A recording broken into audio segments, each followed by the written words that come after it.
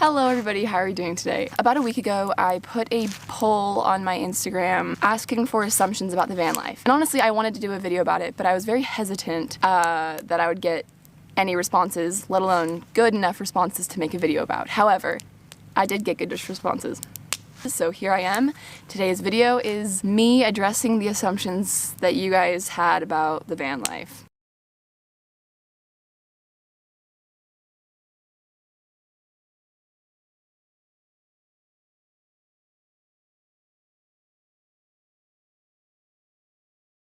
Somebody said, indecision.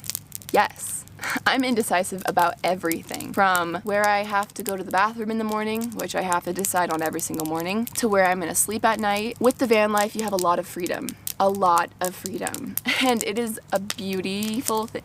Why did I say it like that? It's a beautiful thing. But I do think that it can also give you, what's the term? Choice paralysis? There's too many choices. It's kind of just a daily thing that you have to deal with. It's kind of a daily thing that you get to deal with. On a macro level, there's definitely choices like which areas in the country to explore. For example, this summer, I was choosing between Wyoming, Idaho, and Montana versus going to Oregon and Washington. I have made a choice, but it was not an easy choice, and even now, I don't know if the choice that I made was the right choice. But this is van life. You kind of have to be able to see past the potential of the places that you pass up, I guess. Somebody said, you're always on the hunt for a toilet. No, I'm not always on the hunt for a toilet, but I am on the hunt for a toilet every morning, and unfortunately,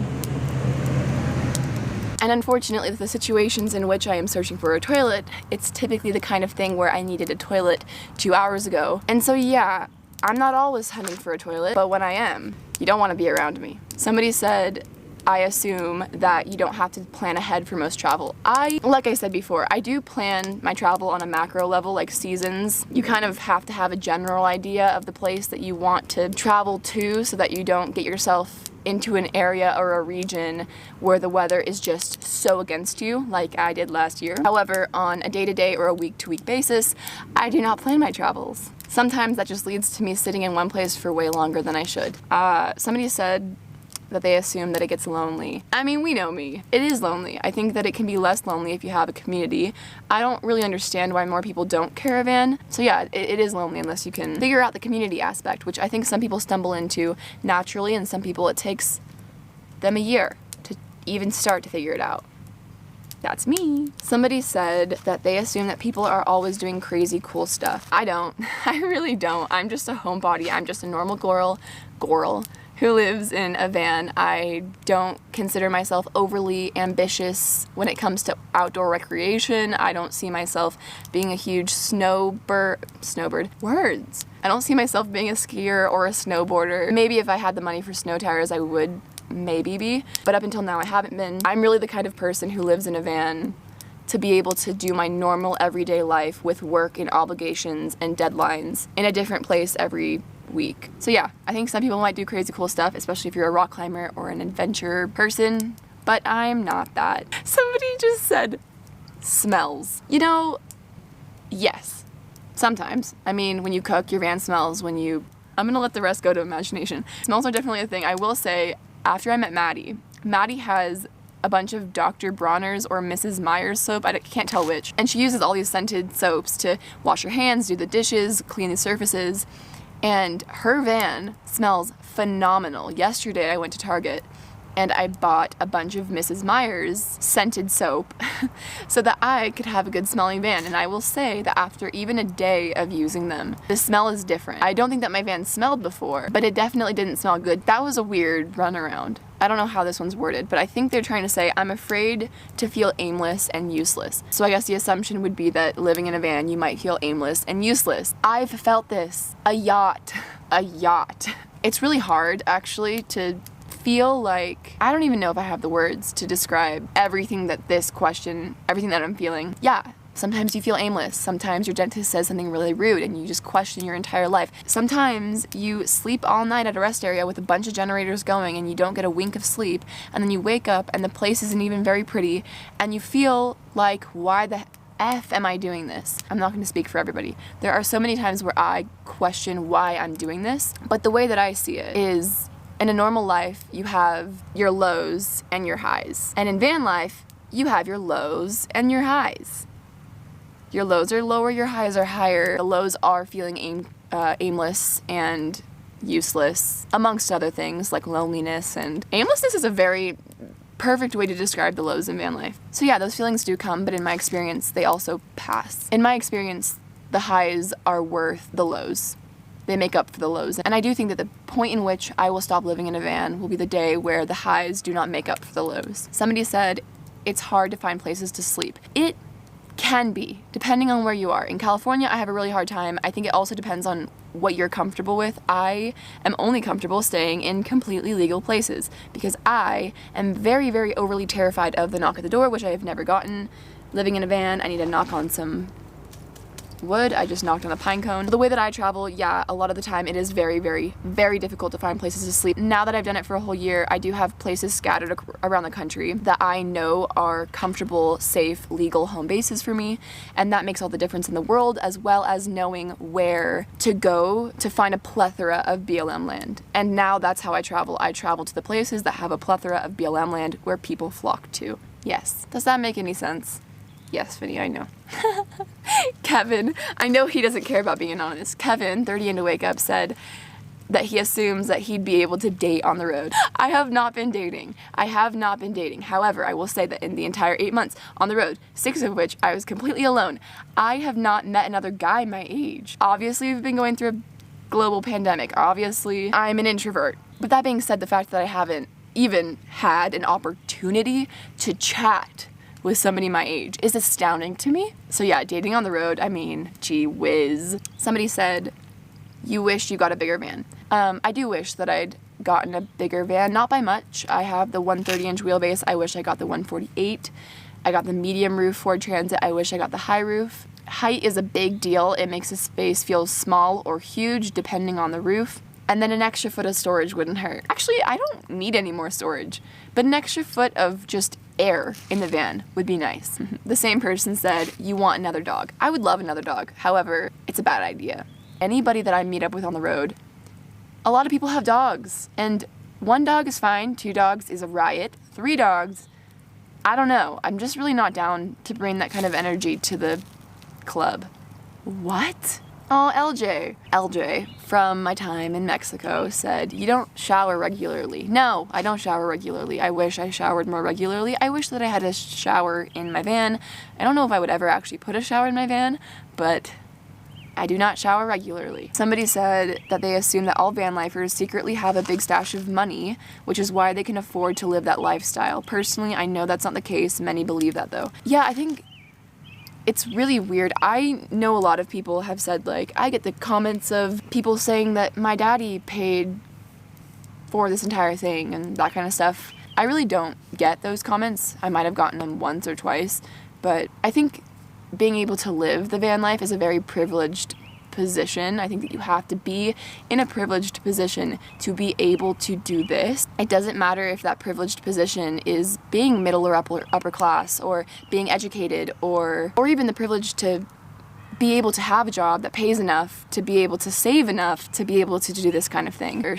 Oh God, I'm going on a tangent clearly. And I come from a family where my mom's a teacher and my dad was a stay-at-home parent, and now he's a fisherman who lives in a boat. So I definitely don't come from money, but I'm still privileged. Somebody said all the boredom. Yeah, you know, living in a van can get boring. What is going on right now? I'm getting all smoked out. Yeah, I think that this lifestyle it creates a greater chance of boredom. However, I do think that there are certain people, like I was just watching Jeremiah Luke, and he's not the first one that I've heard say this kind of thing. People do the van life to be able to sit with their boredom and learn from it and have personal growth and overall just grow from it, because we can't all rely on distractions our whole life. And I do love that sentiment. Sorry about the lighting. I mean, this is kind of an impromptu session. I have a lot of people talking about how expensive or cheap they think it might be. Some people think it's gonna be very cheap. Some people think that it's gonna be very expensive. I think it's all relative. We all have different backgrounds. We all come from different amounts of money. Some people might be coming from a lifestyle where their expenses are $5 grand or 10 grand a month. Some people might be coming from a place where their expenses are around $1,500. I mean, For me, van life is $1,800, but that is because my van payment is $495. That is because my van insurance is $195. Do I regret that? No, I don't. Not at this point. But my budget is kind of high. Like, that's just the truth. To one of you guys, that might seem very, very frugal. However, what I will say about the van life is what you make it. You can live in a $2,000 van. You can live in a $20,000 van. You can live in a $200,000 van. Your expenses could be $1,000, they could be $5,000, they could be $10,000. It all depends on your spending habit, your expenses. If you want to stay at hotels, if you want to stay at campsites, if you want to stay at RV parks, I mean, it is going to vary so... Budgets and expenses are going to be all over the place. It's only natural in a thing as diverse as van life is becoming. So yeah, I don't know. Like I said, my expenses are $1,800. You get to decide if that's expensive or inexpensive. I personally think it is expensive, but you know, I'm 22. Somebody said that van life equals homeless. Sometimes it feels like it. Not all the time, but sometimes. And in those times, it gets really frustrating and it kind of hurts. And sometimes it's really easy, like I said before, to feel aimless and therefore maybe homeless. There's smoke coming into my van. Emotionally feeling homeless is really difficult. For the first 8 months on the road, I felt like I didn't have anywhere to go back to, even though I did technically have somewhere to go back to. That was really, really hard. I did feel homeless. I did feel aimless. I did feel loneliness a lot. But let's fast forward to now. I no longer have any place to go back to, but I do not feel homeless, and that is because I'm learning that for me, what I need is somebody to go back to, and that somebody is just a community of people that I can surround myself with, and those somebodies can become home in the way that when I'm with them, I'm home, and then we all go off on our different paths, but eventually we come together and come back home. And it doesn't matter if it's in California or Arizona or Montana, as long as you're kind of coming back together, you're coming back home. That's what Maddie and I have been talking about a lot lately. It's been an interesting conversation to have. And then the same person said, it's harder than people think it is. Yeah, I think it's harder than people think it is. I do. And I don't think that any YouTube video will ever be able to convey how hard it actually is. I think that living in a van, living this lifestyle nomadically, being nomadic is hard. Living in a tiny little vehicle is hard. Being away from community is hard. Making friends is hard. If you're single and you want to find a partner, that's hard.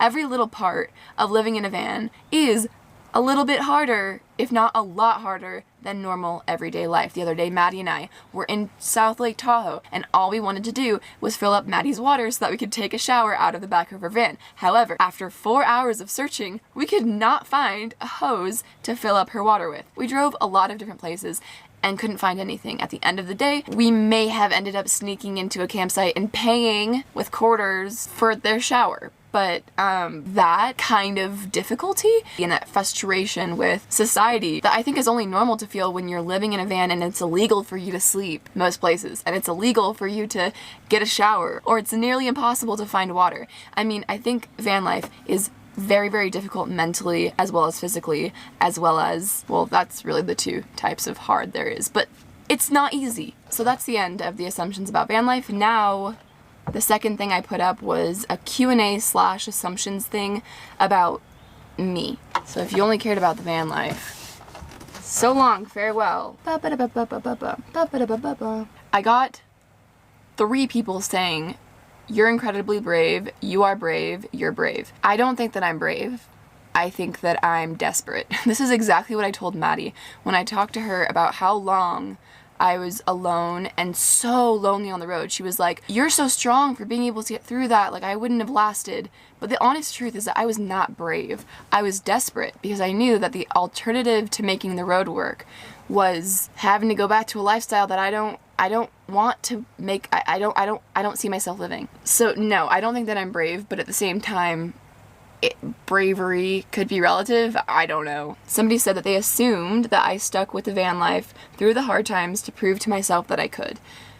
I think part of that is true. I think part of it was that I was desperate, and part of it was that I was desperate to be right. I was so scared of the feeling that I knew would come if I had to quit. I knew that if I had to quit, and that if I quote unquote failed the van life, that I would feel like I couldn't make my dreams come true. Which I know is far-fetched to attach one to the other, but I do think that my brain would go there. I think it would be incredibly hard to do this type of lifestyle and then just go back to not living even half this type of lifestyle. Like, I would be able to go back and live in a tiny house or in a cabin on a piece of land or even in a guest unit on a piece of land, but I would hesitate to say that I would be completely okay if I had to go back to living in an apartment. And then the last one, somebody assumed that I like to be alone a lot. Yes and no. I like to be alone so long as I have somebody to fall back on if I need them. I think that loneliness is healthy so long as it is not the reason for a downward spiral into sadness. And unfortunately, when I have been alone in the past, I haven't really had any type of community to support me, and therefore the loneliness led to a very, very, very, very hard time in my life. As opposed to, like, right now, I'm traveling alone in between seeing Maddie and her coming back to me. And this loneliness is a very, very healthy loneliness. I know that it is healthy to be alone. I know that I grow when I'm alone. So yeah, I like to be alone, but I also like to have a community. Okay, nice talking to you guys. I think that's it. I think that's it for today's video. I will see you guys next time.